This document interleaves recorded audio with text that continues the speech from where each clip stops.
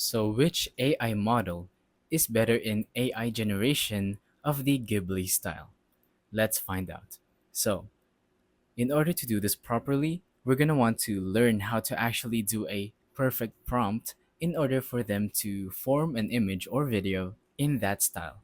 So you're going to want to do something like this. So this is my prompt. You should be very specific in what style you want to be so that the bot doesn't make any mistakes. So I'm just going to copy this. There we go. And then let's send it out. And as you can see, it's going to start forming the images. So let's just wait for it to load. You can already see like half of it already. And there we go. So this is our first and second image. Now let's try it out on the ChatGPT app. So I'm going to paste that. And now it's going to generate an image. And after a while, it actually created a really good image, which I prefer more than the Grok one. So it's really high quality, but the downside is that a lot of people are using ChatGPT to generate images and do other prompts.